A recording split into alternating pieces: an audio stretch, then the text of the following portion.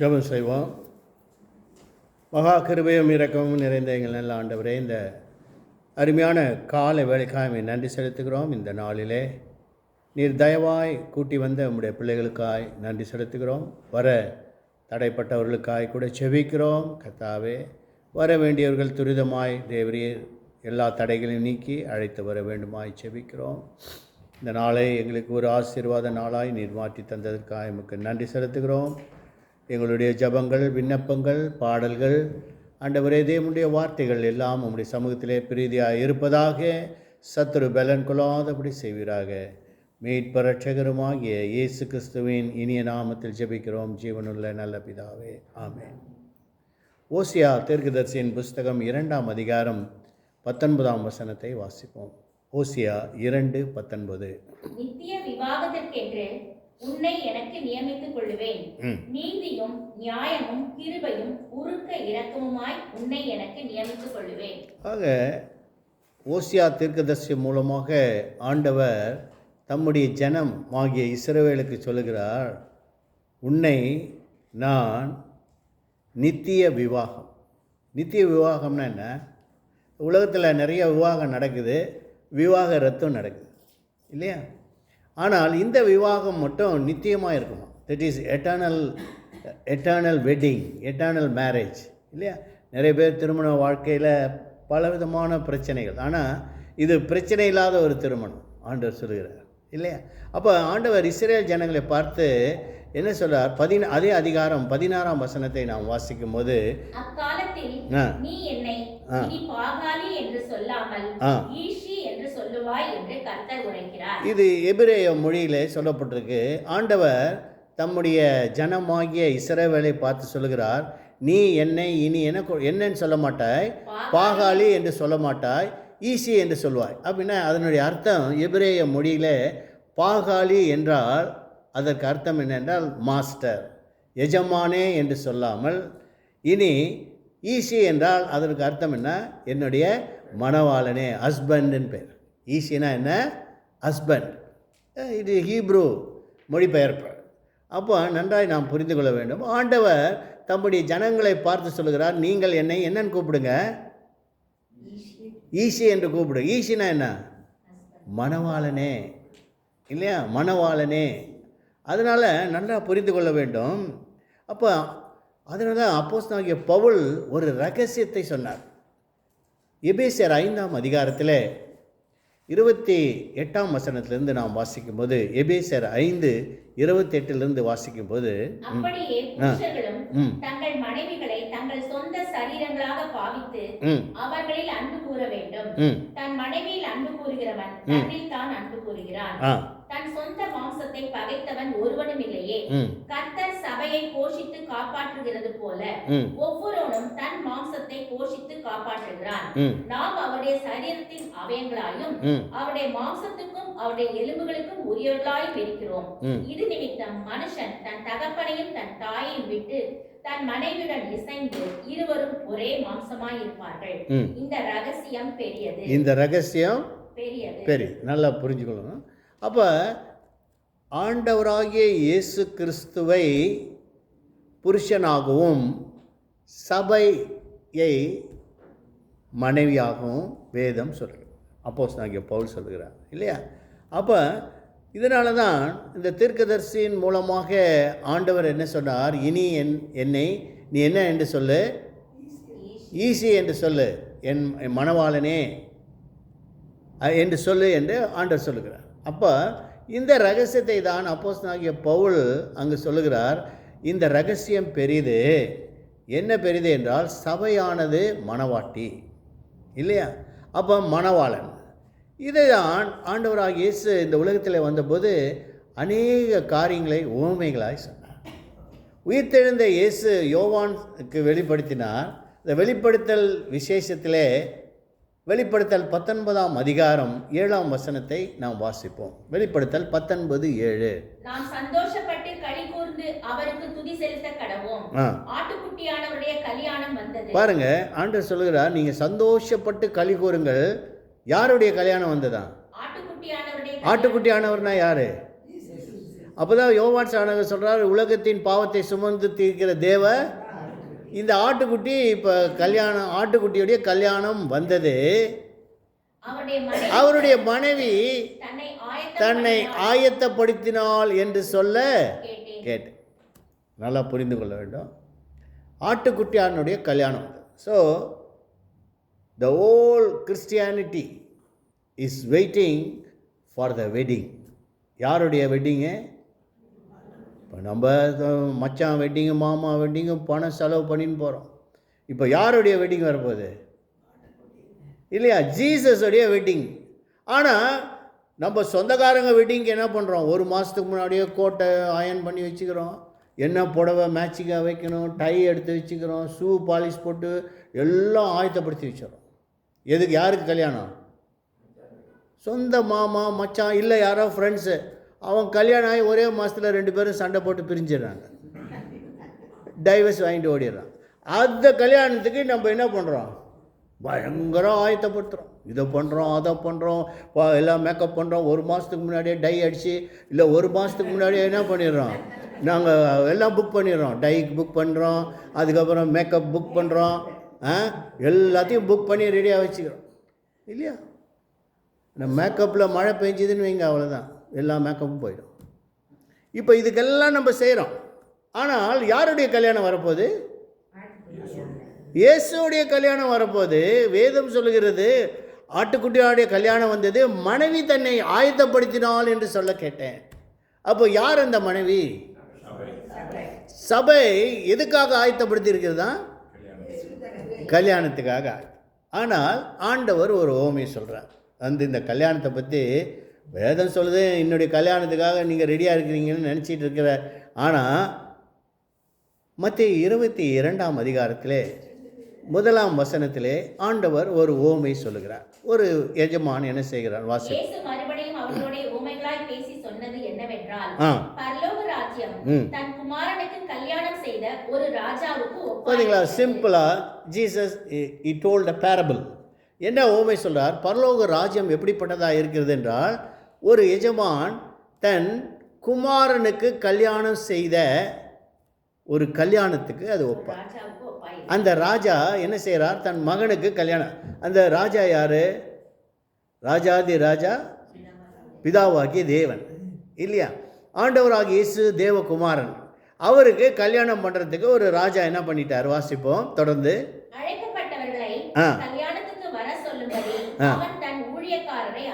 பார்த்தீங்களா? ஊழியக்காரர்களை வந்து ப்ரீச் பண்ணுறாங்க. பாஸ்டர்ஸ் அண்டு ப்ரீச்சர்ஸ், இவாஞ்சலிஸ்ட் என்ன ப்ரீச் பண்ணுறாங்க?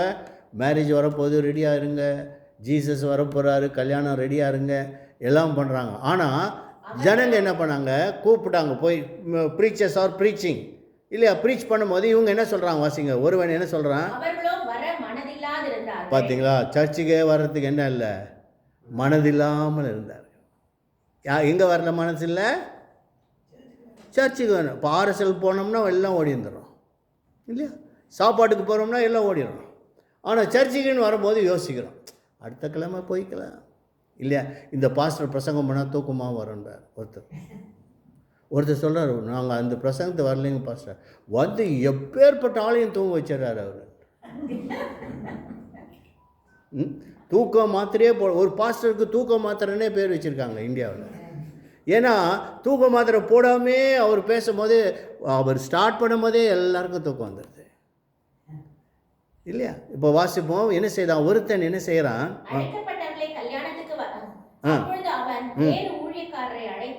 நீங்கள் போய் இதோ என் விருந்தை ஆயத்தம் பண்ணினேன், என் எருதுகளும் கொழுத்த ஜந்துக்களும் அடிக்கப்பட்டது, எல்லாம் ஆயத்தமாய் இருக்கிறது, கல்யாணத்திற்கு வாருங்கள் என்று பாருங்க. போய் வருத்தப்படுறோம். என்னது? மாடு அடிச்சிட்டோம், ஆடு அடிச்சிட்டோம், கோழி அடிச்சிட்டோம், எல்லாம் அடிச்சு எல்லாம் சாப்பாடுலாம் ரெடி ஆகுது. கல்யாணத்துக்கு என்ன செய்யலை? கூப்பிட்டா ஒருத்தனும் ஆட்கள் வரல. போய் சொல்கிறாங்க எல்லாம், வாங்க வாங்க, ஆட்டுக்குட்டியான கல்யாணம் வந்துருச்சு, ராஜா கல்யாணம் ஏற்பாடு பண்ணியிருக்கிறாரு, சாப்பாடுலாம் ரெடியாக இருக்குது. ஆனால் என்ன சொல்கிறாங்க பாருங்கள். அப்பொழுது பார்த்தீங்களா? தே இக்னோர்ட். எதை பண்ணிட்டாங்க? அசட்டை பண்ணினார்கள். அசட்டை பண்ணி என்ன சொல்கிறாங்க பாருங்கள். ஒருவன் தன் வயலுக்கும் ஒருவன் தன் வியாபாரத்துக்கும் போய்விட்டான். செய்தார்கள். ஒருத்தன் என்ன பண்ணிட்டான், அப்பா இன்றைக்கி எனக்கு சண்டே ஒர்க் இருக்குது, நான் வர முடியாது. என்ன வர முடியாது? டுடே ஐ காட் ஒர்க், நான் இன்றைக்கி வர முடியாது. இன்னொருத்தன் என்ன பண்ணிட்டான், வயலுக்கு போயிட்டான். ஆட போப்பா, இங்கே சர்ச்சில் வந்து என்ன கல்யாணம் அது காட்சி ஆகுது, நாங்கள் வயலில் போய் வேலை செய்யணும்னு அவன் ஒருத்தன் போயிட்டான். இன்னொருத்தன் என்ன செய்ய வாசிப்பான் தொடர்ந்து, மற்றவர்கள் அவன் ஊழியக்காரரை பிடித்து அவமானப்படுத்தி கொலை செய்தார்கள். இன்னொருத்தன் வந்து என்னையாவது கல்யாணம், எங்கள் வேலையே எங்களுக்கே வேலை அதிகமாக இருக்குது, இதில் வேறு இந்த கல்யாணத்தில் வந்து சாப்பிட்ணுமான்ட்டு அவனை அடித்தே போட்டாங்க. ஊழியக்காரனை அடித்து அவமானப்படுத்தி விட்டார்கள். வாசிப்போம் தொடர்ந்து. ராஜா அதை கேள்விப்பட்டு கோபமடைந்து தன் சேனைகளை அனுப்பி அந்த கொலை பாதகரை அடித்து அவர்கள் பட்டணத்தையும் சுட்டெரித்தான். அப்பொழுது அவன் தன் ஊழியக்காரரை நோக்கி, கல்யாண விருந்து ஆயத்தமாய் இருக்கிறது, அழைக்கப்பட்டவர்களோ அதற்கு அபாத்திரமாய் போயிட்டார். பார்த்தீங்களா? they are unfit. ஆண்டவர் இதனுடைய அர்த்தம் என்ன? what is the meaning behind this parable? சொன்னார் பாருங்க, ஒருத்தன் அசட்டை பண்ணி, அப்போ தேவனுடைய ராஜ்யத்தை அசட்டை பண்ணுகிறவர்கள் தேவ ராஜ்யத்துக்குள் they cannot enter, அதுக்குள்ளே போக முடியாது. ஏன்னாக்கா லெதார்ஜிக், அசட்டைன்னு என்ன தெரியுங்க, இக்னோர், அவாய்டு. நிறைய பேர் பார்த்திங்கன்னா மீட்டிங்ஸ் அவாய்ட் பண்ணுவாங்க, பைபிள் ஸ்டடி அவாய்ட் பண்ணுவாங்க. நடக்குது, இந்தியாவில் நடக்குது. கேட்டால் பாஸ்டர் அன்றைக்கி தான் வேறு ப்ரோக்ராம் வைப்பாங்க. இந்தியாவில் ஞாயிற்றுக்கிழமையில் யாருமே கல்யாணம் பண்ண மாட்டாங்க. இந்தியாவில் இருக்கவங்களுக்கு தெரியும். சண்டே எந்த பாஸ்டரும் மேரேஜே வைக்க மாட்டாங்க. ஏன்னாக்கா Sunday is totally for God, இல்லையா? ஆனால் மற்ற கண்ட்ரீஸில் சண்டேஸில் மேரேஜ் வைக்கிறாங்க, ஆனால் அங்கே வைக்கவே மாட்டாங்க. ஈவன் டியூஸ்டே வைப்பாங்க, சாட்டர்டே வைப்பாங்க, இல்லையா? அது இவங்க பயப்படுவாங்க, ஐயோ சனிக்கிழமை பிசாசு கல்யாணம் ஆனால் பிசாசு கூட வந்துடும், சனிக்கிழமையில் கல்யாணம். செவ்வாய்க்கிழமை, செவ்வாயோ வெறுவாயோ, செவ்வாய்க்கிழமை பார்த்தா கல்யாணம் நடக்குது. புதன்கிழமையில் நடத்தினாங்க, புதன்கிழமை புதன் பொண்ணு கிடைச்சாலும் புதன் கிடைக்காது, 2 நாள் அந்த பொண்ணு ஓடி போயிட்டா. இப்போ நல்லா யோசித்து பாருங்கள். இதெல்லாம் வந்து மனிதர்கள் தங்களை தாங்களே என்ன செய்கிறாங்க, எதை what they ignore, what they avoid, தேவனுடைய ராஜ்யத்தை அவங்க என்ன செய்கிறாங்க, அவாய்ட் பண்ணுறாங்க. அதனால தான் இந்த கல்யாணத்தை பற்றி, இந்த கல்யாணத்துக்கு கூப்பிடுறார். ஆனால் அசட்டை பண்ணினார்கள், அடித்து வேலைக்காரர்களை துரத்தினார்கள். உடனே எஜமானுக்கு கோவம் வந்துட்டு அவர்களை அழித்தார். இது எது குறிக்குன்னாக்கா, the wrath of God is coming, தேவனுடைய கோபாக்கினை வருகிறதா இருக்கிறது. அதனால தான் we the believers, Christians, be very careful. ரொம்ப ஏன்னா கடைசி நாட்களில் இருக்கோம். the marriage day is nearing, இல்லையா? ஆண்டவருடைய திருமண நாள். அதனால தான் மனைவி தன்னை ஆயத்தப்படுத்தினாள் என்று சொல்ல கேட்டேன். we must be prepared. ஒரு பாஸ்டர் கேட்டார் சர்ச்சில், நாளைக்கு இயேசு வந்தால் எத்தனை பேர் ரெடியாக இருக்கீங்க? அதில் ஒருத்தர் சொல்கிறார், பாஸ்டர் நேற்று தான் புது கார் வாங்கினேன், இந்த காரை நான் ஓடி கூட தெரியல, அதுக்குள்ளே இயேசு வந்துட்டார்னா கொஞ்ச நாள் கழித்து வரட்டும் பாஸ்டர். இன்னொருத்தர் சொல்கிறார், இப்போ தான் கல்யாணம் பண்ணேன், கல்யாணம் பண்ணி 1 வாரம் தான் ஆகுது, இயேசு மெதுவாக வரட்டும். இன்னொருத்தர் சொல்கிறார், வீடு இப்போ தான் கட்டினேன், நான் இதை இப்போ தான் வாங்கினேன், 2 நாய் வாங்கியிருக்கோம், அந்த நாயை கொஞ்சம் கூட முடியல, ஏசப்பா வந்துட்டார். சரி, அப்போ பீப்புள் என்ன செய்கிறாங்க, மனிதர்களுடைய மென்டாலிட்டி. ஏன்னா இதெல்லாம் லிட்ரலாக பேசுகிறார் ஆண்டவர். எப்போவுமே இந்த பேரபிள்ஸ்லாம் பார்த்திங்கன்னா காட் ஸ்பீக்ஸ் லிட்ரலி, அது புரிந்து கொள்ளும்படியாக. அதனால தான் இன்னொரு ஓமையை சொல்கிறார் இந்த திருமண காரியத்தை குறித்து. ஏனென்றால் நம்ம எல்லாருமே ஆண்டவர் திருமணத்துக்காக நியமித்து வச்சிருக்கோம். யாரை? சபையை. அப்போ திருமணத்துக்காக நியமித்தவர்கள் அசட்டை பண்ணி கொண்டே இருக்கிறார். they ignored, they avoided, இல்லையா? அப்போ என்ன செய்கிறாங்க, அவங்க ஒருத்தனும் என்ன செய்யலை, விரும்பவில்லையா, கல்யாண விருந்துக்கு வர்றதுக்கு விருப்பமாக இல்லை. அப்போ அடுத்த ஊமை ஆண்டவர் சொல்கிறார். இந்த செகண்ட் பேரபிள் என்னென்னா, மத்தேயு 25ஆம் அதிகாரத்திலே 1ஆம் வசனத்திலிருந்து வாசிப்போம். பரலோக ராஜ்யம் தங்கள் தீவெட்டிகளை பிடித்துக் கொண்டு மணவாளனுக்கு எதிர்கொண்டு கொண்டு போக புறப்பட்ட 10 கன்னிகைகளுக்கு ஒப்பாய். இங்கே சொல்கிறார் பாருங்க. இப்போ இந்த கல்யாணத்துக்கு என்ன பண்ணுறாங்க, 10 கன்னிகள் 10 கன்னிகள் வெயிட் பண்ணுறாங்க. யாருக்காக வெயிட் பண்ணுறாங்க? மணவாளன் இயேசு வரப்போகிறாரு கல்யாணத்துக்கு, மாப்பிள்ளை அழைப்புக்கு எல்லாம் வெயிட் பண்ணிகிட்டு இருக்காங்க. இந்த மாப்பிள்ளை அழைப்புக்கு பாருங்கள், இது யூதருடைய கலாச்சாரம். மாப்பிள்ளை அழைப்புனா என்ன தெரியுங்களா, நம்ம இது மாதிரி கிடையாது. அங்கே வெயிட் பண்ணாங்களாம். யூதர்கள் என்ன செய்வாங்க, யூத கலாச்சாரத்தில் மாப்பிள்ளையுடைய அப்பா கரெக்டாக அன்றைக்கி சொல்லுவாராம், இன்றைக்கி தான் போய் நீ என்ன செய்யணும், இன்றைக்கி தான் மாப்பிள்ளை அழைப்புன்னு அவர் தான் டைம் குறிப்பாராம். அதனால தான் ஆண்டவர் சொன்னார், அவருடைய வருகையை அவரே அறியார், பிதா தவிர வேறொருவரும் அறியார். யாருடைய வருகை? மனுஷகுமாரனுடைய வருகையை பிதாவை தவிர வேறு. ஏன்னா பிதா சொன்னால் தான் குமாரன் புறப்பட்டு வரணும் அந்த கல்யாணத்துக்கு. அது வரைக்கும் காத்துக்கிட்டே இருக்கிறார். அதே போல் தான் இந்த ஓமை சொல்கிறார். அப்போ பரலோக ராஜ்யம் தங்கள் தீவெட்டிகளை பிடித்து கொண்டு மணவாளனுக்கு எதிர்கொண்டு போக புறப்படுகிற 10 கனிகளுக்கு ஒப்பாக இருக்குது. பேரபிள். இதை ஒரு ஓமையாக சொல்கிறார். அப்போ 10 virgins are waiting for the coming of the bridegroom. மாப்பிள்ளைக்காக காத்துக்கிட்டு இருக்கிறாங்க. இந்த மாப்பிள்ளைக்காக காத்துட்டு இருக்கவங்க யாருன்னாக்கா 10 விதமான சபைகளை குறித்து சொல்லப்பட்டு, 10 கன்னிகைகள் என்ன, 10 விதமான ஜனங்கள்.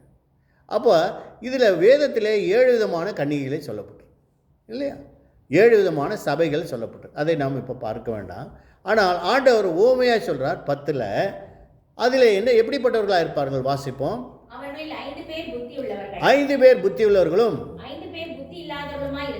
பார்த்தீங்களா, மணவாளனுக்கு காத்திருக்கவங்களே 5 பேர் ஸ்டூபிட். 5 பேர் எப்படி இருக்காங்க, புத்தி இல்லாதவர்கள். புத்தி இல்லாதவர்னா யார், நம்ம சொல்லுவோம் முட்டாள்கள் சொல்லுவோம் இல்லையா, என்னது முட்டாள், foolish. 5 people are foolish and the 5 people are wise. 5 பேர் புத்தியுள்ளவர்களும் 5 பேர் புத்தி இல்லாதவர்கள். 2 விதமான கூட்டம். இப்போ இந்த 2 விதமான கூட்டமும் யாருக்காக காத்துட்டு இருக்குது, இயேசு வராருன்னு காத்து. இதில் எப்படி பார்த்தீங்கன்னா, உலகத்தில் there are so many denomination in this world. உலகத்தில் பல விதமான சபைகள் இருக்குது இல்லையா, ஒவ்வொன்றும் ஒவ்வொரு டாக்ட்ரின்ஸ். பல டாக்ட்ரின்ஸில் ஒருத்தங்க அவங்களுக்கு தெரிஞ்ச டாக்ட்ரின்ஸ் இப்படின்னு பல பாஸ்டருங்க நினச்சா திடீர்னு பாஸ்டர் முளைச்சி வந்துடுறாங்க. ஒரு 15 பேர் வந்தவொன்னே ஒரு பாஸ்டர் ஆயிடுறாரு. ஆனால் அப்போல்லாம் அந்த காலத்திலலாம் பார்த்திங்கன்னா பாஸ்டர்னால் 30 வருஷம் இருக்கணும், அவங்க தான் பாஸ்டர்.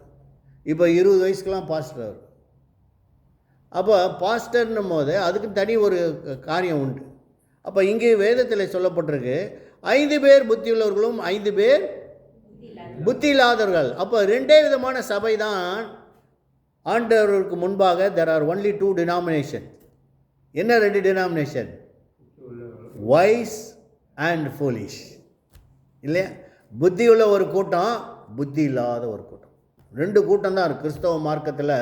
2 ஒரு கூட்டம், முட்டாள் கிறிஸ்தவங்க, புத்தி உள்ள கிறிஸ்தவம். அதுதான் வேதத்தில் சொல்கிறேன். ஆண்டவர் சொல்கிறார், நான் அவர் ஸ்டாண்டி பாஸ்டர் சொல்கிறாரு நான் எங்களெல்லாம் முட்டாள்னு சொல்கிறேன். அப்படிலாம் கிடையாது இல்லையா. நீங்கள் you are all wise people இல்லையா. நாம் எல்லாம் புத்தி உள்ள கூட்டத்தில் இருக்கிறவர்கள் இல்லையா. அப்போ புத்தி உள்ளவர்கள் என்ன செய்தார்கள் வாசிப்போம். புத்தி இல்லாதவர்கள் தங்கள் தீவெட்டிகளை எடுத்துக்கொண்டு போனார்கள், என்னையோ கூட கொண்டு போகவில்லை. யார் இந்த புத்தி இல்லாதவர்கள்? என்ன எல்லாம் சமைக்கிறதுக்கு எல்லாம் ஆயத்தப்படுத்திட்டோம். வீட்டில் போனால் மீன் வாங்கி எல்லாம் மீன் மசாலா தடவி வச்சாச்சு, சிக்கன் எல்லாம் செய்து வச்சாச்சு, பிரியாணிக்கு எல்லாம் ரெடி பண்ணியாச்சு, எண்ணெய் இல்லை. இதெல்லாம் செய்ய முடியுமா? எண்ணெய் இல்லை. அப்போ அதான் சொல்லப்பட்டிருக்கு எண்ணெய். என்னன்னா என்ன தெரியுமா, அபிஷேகம் இல்லையா. சங்கீதம் 23:5 வாசிப்போம். என் தலையை எண்ணெயினால் அபிஷேகம் பண்ணினீர், என் பாத்திரம். அப்போ பாத்திரம் நிரம்பி. அப்போ அதனால தான் சாரிபாத் ஊர் விதவைகிட்ட என்ன இருந்தது, ஒரு கலசத்திலே கொஞ்சம் எண்ணெய் இருந்தது இல்லையா. இன்னொரு விதவைகிட்ட என்ன இருந்தது, 2 ராஜாக்களின் புஸ்தகம் 4ஆம் அதிகாரத்தில் இன்னொரு விதவைகிட்ட என்ன இருந்தது, ஒரு குடம் எண்ணெய் அல்லாமல் என வேறு ஒன்றும் இல்லை. 2 விதவைங்க, ஆனாலும் அவங்ககிட்ட எண்ணெய் இருந்தது. இதனுடைய அர்த்தம் என்ன, எண்ணெய் இருந்ததுனால ஆசீர்வாதம். அங்கே சாரிபாத் ஒரு விதவைகிட்ட என்ன சொல்கிறார் எலியா, இதோ எனக்கு முதலாவது ஒரு அடையை பண்ணி கொண்டு வா. இதோ தேவனுடைய வார்த்தை என்னவென்றால், தேசத்தில் கர்த்தர் மழையை கட்டளையிடும் நாள் மட்டும் உன் பாத்திரத்தில் எண்ணெய் குறைவதும் இல்லை, மாவும் தீர்ந்து போவதில்லை. Because she had a little oil.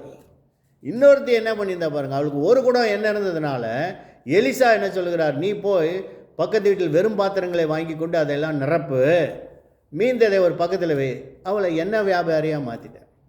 இதை நீ விற்று என்ன செய், கடனை தீர்த்து நீயும் உன் பிள்ளையும் வாழும், ஜீவனம் பண்ணுங்க. அப்போ ஒருத்தி மெர்ச்சன்ட் ஆகிட்டா, ஒருத்தி இருக்கிற எண்ணெயை வச்சு சாப்பிட்டுட்டு இருந்தா. நல்லா புரியுது. அப்போ இந்த 5 பேர் புத்தி உள்ளவர்கள், 5 பேர் புத்தி இல்லாதவர்கள். புத்தி உள்ளவர்கள் எண்ணெய் கொண்டு போயிருந்தார்கள், புத்தி இல்லாதவர்கிட்ட எண்ணெய் இல்லை. இப்போ அவங்க என்னன்னாக்கா, they are also waiting for the bright groom. அவங்களும் மனம், ஆனால் எண்ணெய் இல்லாமல் காத்துன்னு. இப்போ இதில் என்ன பாருங்கள், தீவெட்டியே வச்சுருந்தாங்க. They had the torch. அந்த காலத்தில் தீவெட்டியை மட்டும் எடுத்துகிட்டு போயிட்டாங்க, எண்ணெயை விட்டுட்டு போயிட்டாங்க. ஆனால் புத்தி உள்ளவர்கள் தீவெட்டிகளோடு கூட எண்ணெயை எடுத்துகிட்டு போயிட்டாங்க, எண்ணெயும் கூட கொண்டு போயிட்டாங்க. இப்போ லாங் ட்ரிப் போகிறோம், வழியில் பெட்ரோல் பம்ப் இல்லை, வண்டி என்ன ஆகிடும், காரு.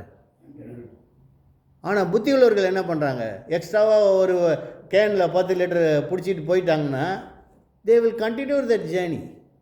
இப்போ இங்கே தான் அது நடந்தது. The foolish they forgot the oil. எண்ணெயோ கொண்டு போகவில்லை. That means they are not anointed. பரிசுத்தாவின் அபிஷேகத்தை பெறாதவர்கள் ஆனாலும் காத்துக்கிட்டு இருக்காங்க. யாருடைய வருகைக்காக? மணவாளன் வருகை. ஆனால் என்ன நடந்தது? மணவாளன் வர தாமதித்த போது அவர்கள் எல்லோரும் நித்திரை மயக்கமடைந்து தூங்கி விட்டார்கள். பார்த்தீங்களா? தூக்கம்.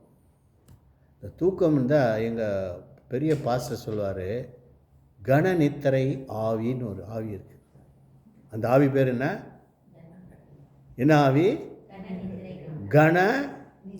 கன நித்திரைன்னா என்ன தெரியுங்களா? கனமான நித்திரை இல்லையா? எங்கே போய் மீன் கடையில் விட்டாலும் தூங்குவார், மீன் மார்க்கெட்டில் இருந்தாலும் அவர் தூங்குவார், பஸ்ஸில் போனால் தூங்குவார், ஃப்ளைட்டில் போனால் தூங்குவார், கப்பலில் போனால் தூங்குவார் இல்லையா? அதுதான் கன நித்திரைனா. நடக்கும்போதே சில பேர் தூங்கிட்டே, வாக்கிங் தூக்கத்தில் நடக்கிறவங்க இருக்காங்க தெரியுங்களா? அப்போ அதுதான் கன நித்திரைனா இல்லையா? சில பேர் தூக்கத்திலே எழுந்து எங்கேயாவது சுடுகாடுக்கு அங்கங்கே போயிடறான் இந்தியாவில். அந்த மாதிரி இருக்குது வீக்னஸ். அப்போ இதை அதனால்தான் நித்திரை மயக்கமடைந்து தூங்கி விட்டார்கள், மணவாளன் வர தாமதமாயிட்டு. 1970 என்ன சொன்னாங்க, ஏசப்பா வந்துட்டார், இப்போ வந்துட்டார். பாலாஸ்ட் லாரின்னு ஒருத்தர் இருந்தார். அவர் என்ன சொன்னார், இயேசு வரப்போகிறாரு, எல்லாம் மலைக்கு வாங்க, எல்லாம் சொத்தெல்லாம் விற்றுட்டு மலை அடிவாரத்தில் போய் நின்ட்டாங்க. கடைசியில் இவரே என்ன பண்ணிட்டாரு, ரெக்கையை கட்டிட்டு மேலேருந்து குதிச்சிட்டார். It's happen really. அது மாதிரி நிறைய பேர் இயேசு இன்றைக்கி வந்துடுறாரு, அந்தரிக்கு வந்து, ஆனால் வேத ரகசியம் நிறைவேறும் போது இயேசு வருவார், அது நிச்சயம். அதுக்காக தான் புத்தி உள்ளவர்கள் என்ன செய்தார்கள், எண்ணெயை கொண்டு போனார்கள், புத்தி இல்லாதவர்கள். ஆனால் மணவாளன் தாமதம் போது 2 பேருமே தூங்கிட்டாங்க. Even the voice they slept, even the foolish slept. இது எதை குறிக்கிறது என்றால், போத் டைட். புத்தி உள்ளவர்களும் காத்திருந்தாங்க, அதனால தான் நித்திரை மயக்கமடைந்து தூங்கி விட்டார்கள். ஆண்டவர் பாருங்கள், வேதத்தில் நாம் பார்க்கும்போது ஆண்டவர் மரித்து போனவங்களெல்லாம் என்ன சொன்னார், லாசர் எப்படி இருக்கிறான், லாசர் எப்படி இருக்கான், நித்திரையாக இருக்கிறான்றார். அதே போல் இந்த பெண் அவள் மரிக்கவில்லை, நித்திரையாக தலித்தாகுமின்னு ஒரு பொண்ணை எழுப்பினார். இப்போ இவங்கெல்லாம் நித்திரையாக தான் இருக்கிறாங்கன்றார் இல்லையா? அப்போ ஆண்டவருக்கு பார்வைக்கு நித்திரை என்பது மரணம் அல்ல. நல்லா புரிஞ்சுக்கணும். அப்போ இந்த மரணம் இங்கே நித்திரை என்பது ஒரு மரணத்தை தான் நித்திரை சொல்கிறார். அப்போ இங்கே வேதம் என்ன சொல்கிறது, அவர்கள் நித்திரை மயக்கமடைந்து தூங்கி விட்டார்கள். ஆனால் நடுராத்திரியிலே எப்போ வராரு? அதனால்தான் வேதத்தில் ரகசியம் சொல்கிறது. தீர்க்கதரிசிகள் என்ன எழுதுகிறாங்க, வீட்டெஜமான் வாசிங்களேன், லூக்கா 13ஆம் அதிகாரம் 35ஆம் வசனத்திலிருந்து வாசிப்போம். லூக்கா 13 மார்க்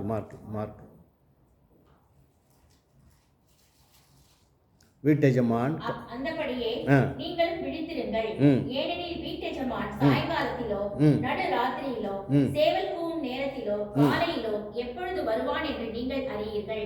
நீங்கள் நினையாத வேளையில் அவன் வந்து உங்களை தூங்குகிறவர்களாய் கண்டுபிடியாதபடிக்கு விழித்திருங்கள். பார்த்தீங்களா, ஆண்டவர் ஒரு காஷன் பண்ணுறாரு. வீட்டு எஜமான் எப்போ வருவாருன்னு தெரியாது. ராத்திரியிலோ காலையிலோ சாயங்காலத்திலோ சேவலுக்கு நேரத்திலோ நடு ராத்திரியிலோ எப்போ திடீர்னு வந்துட்டாருன்னா நீங்கள் என்ன செய்யுங்க, ஆல்வேஸ் பி அலர்ட்ன்றார் இல்லையா. நாம் என்ன செய்யணும், விழித்திருக்கணுன்றார். ஆனால் இங்கு நடு ராத்திரியில் இதோ மணவாளன் வருகிறார், அவருக்கு எழுந்து போருங்கள் என்கிற ஒரு சத்தம் உண்டாயிற்று. அப்பொழுது கன்னிகளெல்லாம் எழுந்து தங்கள் தீவெட்டிகளை ஆயத்தம். அப்போ ஆயத்தமாக இருந்தவர்கள் அவரோடு கூட கல்யாண வீட்டுகள் பிரவேசித்த வாசிங்களேன். ஆயத்தம் அந்தபடியே அவர்கள் வாங்க போன போது மணவாளன் வந்து விட்டார். ஆயத்தமாய் இருந்தவர்கள் அவரோட கூட கல்யாண வீட்டுக்குள் பிரவேசித்தார்கள். என்ன தீர்ந்து போச்சு? புத்தி உள்ளவர்கள் புத்தி இல்லாதவர்கிட்ட கேட்குறாங்க, புத்தி இல்லாதவர்கள் புத்தி உள்ளவர்கிட்ட கேட்குறாங்க, எண்ணெய் கொடுங்க. அவங்க சொல்லிட்டாங்க, எங்களுக்கு உங்களுக்கும் போதாது, நீங்கள் போய் வாங்கிக்கிங்க. அவங்க வாங்க போன போது மணவாளன் வந்துட்டார். ஆயத்தமாக இருந்தவர்கள் அவரோடு கூட கல்யாண வீட்டுக்குள் பிரவேசித்தார்கள். கதவு அடைக்கப்பட்டது. நல்லா புரிந்து கொள்ளணும். அப்போ ஆண்டவர் வரும்போது மணவாட்டி ஆயத்தமாக இல்லையா. அதுக்காக தான் ஆண்டவர் வந்ததுலேருந்தே பிரசங்கம் பண்ணுறார். பாவ அறிக்கை இல்லையா, மனம் திரும்புதல், ஞானஸ்தானம், பரிசுத்தாவின் அபிஷேகம், எண்ணெயோடு காத்திருந்தா இயேசு வரும்போது கல்யாண வீட்டுக்குள்ளே பிரவேசிப்பான். இதுதான் கல்யாணன்ற. நித்திய விவாகம் என்றால் என்ன? அப்போ யார் யார் ஆயத்தமாக இருந்தார்களோ அவர்களெல்லாம் நித்திய விவாகத்துக்குள் பிரவேசித்தார்கள். அதுதான் மணவாட்டி. இந்த மணவாட்டி ஆகிய சபை எடுத்துக்கொள்ளப்படுகிறது. Before rapture the church will be taken up. அப்போ ராப்சர்ன்ற போது whether it is a rapture R it is second coming இல்லையா. வெதர் ஏன்னா ஜீசஸ் வந்து வேதத்தில் மெனி இன்டர்பிரிட்டேஷன். சிலர் வந்து என்ன சொல்லுவாங்க, ராப்சர் இருக்குது, போஸ்ட் ராப்சர், ப்ரீ ராப்சர், அதுக்கப்புறம் எல்லா so many scholars they are writing their own views. இன்னொருத்தர் செகண்ட் கம்மிங்ன்றான், ஒருத்தன் வந்து 7 கம்மிங்ஸ், ஏசு 7 முறை வருவார்ன்றான். ஆனால் எப்போ ஒரே முறை வரும்போதே நம்ம போயிடணும் இல்லையா. அப்போ அந்த ஒரு முறை வரும்போதே மணவாட்டி ரெடியாக இருந்தால் மணவாட்டி கொண்டு போயிடுவார் இல்லையா. whether it is a pre-rapture or post-rapture, whether it is second coming, third coming or fourth coming, whatever it is, we be prepared. அதை தான் சொல்கிறேன், நீ ரெடியாயிரு. ஆயத்தமாக இருந்தவர்கள் அவரோடுக்குள்ளே கல்யாண வீட்டுக்குள் பிரவேசித்தார்கள். கதவு அடைக்கப்பட்டது. மற்ற கன்னிகளும் ஓடி வராங்க. ஆண்டவரே, நாங்கள்லாம் என்ன செய்தோம், நாங்கள் இந்த சர்ச்சு பிலீவரு, நாங்கள் அந்த சர்ச்சு பிலீவர், நாங்கள் இவ்வளோ காசு கொடுத்துருக்குறோம், இவ்வளோ தசமபாவம் கொடுத்தோம், காணிக்கை கொடுத்தோம், எங்கள் மெம்பர்ஷிப் கார்டெலாம் எடுத்துன்னு வந்து காட்டுறாங்க. அப்போ கூட ஆண்டவர் சொல்கிறாரு, ஐ டோன்ட் நோ யூ. என்ன சொல்கிறாரு,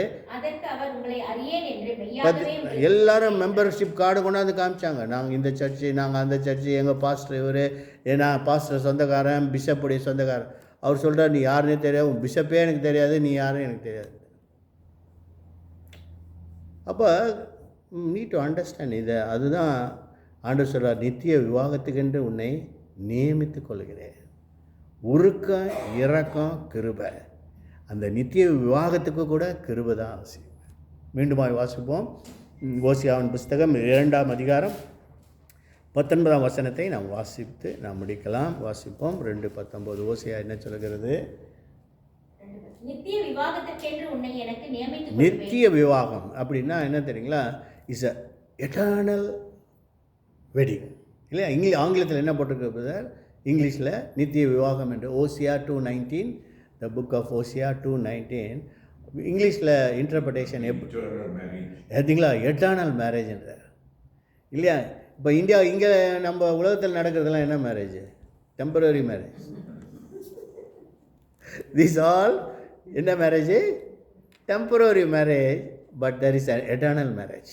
அப்போ இந்த டெம்பரரி மேரேஜில் மாட்டிட்டு தான் இவ்வளோ பேர் கஷ்டப்படுறாங்க. ஆனால் எட்டர்னல் மேரேஜ் ஆண்டவர் என்ன செய்கிறார், நம்ம எல்லாரையும் அதற்காக தான் இஸ் வெயிட்டிங். மணவாளன் வருகிறார். அதனால தான் பாட்டு பாடுறோம், மணவாளன் கர்த்தர் இயேசு வருகின்றாரே, மணவாட்டி சந்திக்க ஆயத்தம் தானான்னு ஒரு பாட்டு, சூப்பர் பாட்டு. உங்களுக்கு தெரியுமாம்மா அது? மணவாளன் கர்த்தர் இயேசு வருகின்றாரே, மணவாட்டி சந்திக்க ஆயத்தம் தானா, என் பிரியமே நீ ரூபவதி எழுந்து வா உன் நேசரை சந்திக்கவே. ரொம்ப அருமையான பாட்டு. அப்போ மணவாளன் கர்த்தர் இயேசு வருகிறாரே, மணவாட்டி சந்திக்க ஆயத்தம் தானா? அப்போ are we prepared for the coming to meet the Lord, meet the bridegroom? இல்லையா? கண்களை மூடி ஜெபிப்போம். அன்பின் பிதாவே, இந்த நாளுக்காய் நன்றி செலுத்துகிறோம். இந்த நாளிலும் கூட கர்த்தாவே, ஆண்டவரே, மணவாட்டியாகிய சபையை நீர் சேர்த்து கொள்ளும்படியாக ஆண்டவரே, உம்முடைய விவாகம் அது ஒரு நித்திய விவாகம் என்று வேதம் சொல்கிறதப்பா. அந்த நித்திய விவாகத்துக்கென்று கர்த்தாவே எங்களை நியமித்தது உம்முடைய மகா பெரிய கிருபை.